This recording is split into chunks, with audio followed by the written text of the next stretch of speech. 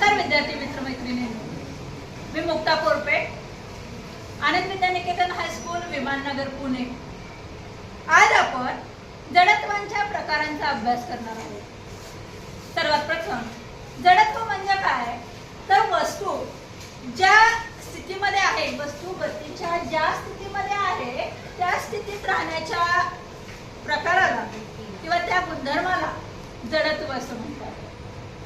वस्तू गतीमध्ये असेल किंवा नुसती स्थिर असेल तर ज्या स्थितीमध्ये आहे त्या स्थितीत राहण्याच्या गुणधर्माला जडत्व असं म्हणतात। मग या जडत्वाचे 3 प्रकार आहेत। पहिला प्रकार आहे विराम अवस्थेतील जडत्व, ज्या स्थितीत आहे त्या स्थितीत राहणे। दुसरा आहे तो गतीचे जडत्व, गती ज्या प्रमाणात फिरते त्यानंतर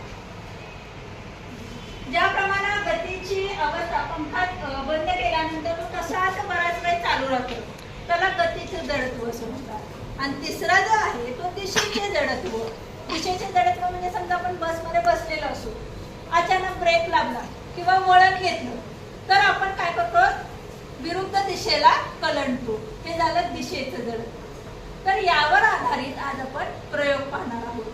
तर त्यातला पहिला जो प्रयोग आहे तो आपण इथे करणार आहोत। एक जण या दिशेचे जडत्व आपण पाहणार आहोत। मग पुठ्ठा म्हणून हे घेतलेलं आहे, त्यानंतर हे 1 रुपयाचं नाणं आपण याच्यावरती ठेवलेलं आहे। ज्या वेळेस विराम अवस्थेतील जडत्व आपण पाहतोय त्यावेळेस आपण या पुठ्ठ्याला टिचकी मारणार आहोत। हे जवळ पुठ्ठ्याला काय करणार आहोत, टिचकी मारणार आहोत। मग पुठ्ठ्याबरोबर ते नाणं जातंय का आपल्याला बघायचंय का, गुरुत्वाकर्षण बलामुळे ते नाणं खाली त्या ग्लास मध्ये पडतंय। हळूच आता याला काय करायचंय, धक्का द्यायचा आपल्याला त्या पुठ्ठ्याला, जोरात जोरात।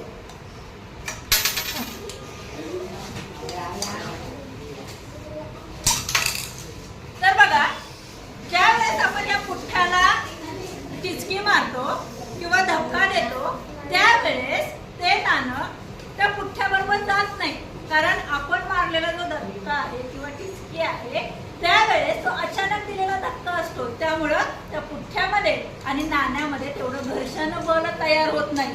घर्षण बल तयार न झाल्यामुळे पुठ्ठा पुढे निघून जातं आणि गुरुत्वाकर्षणामुळं नाणं काय होतं, ग्लासमध्ये पडतं। यावरून काय सिद्ध होतं, दिशेचे विराम अवस्थेतील जडत्व। लक्षात आलं? प्रत्येकाने हा प्रयोग करून पहा। तर अजून एक चला पुढे। नमस्ते, माझं नाव प्रवीण जानू राठोड। मी विराम अवस्थेतील जडत्व हा प्रयोग करत आहे।